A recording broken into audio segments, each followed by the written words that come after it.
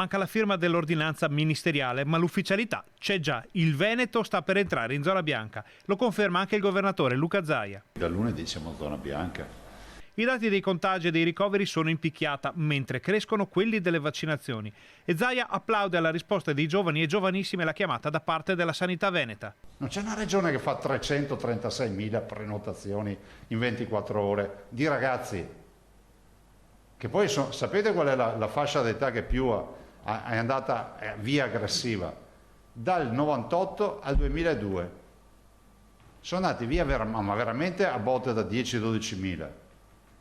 Bravi, veramente bravi ragazzi che hanno dato un grande segnale di civiltà, che sono stati gli stessi ragazzi che sono stati chiusi in casa mesi nella prima fase.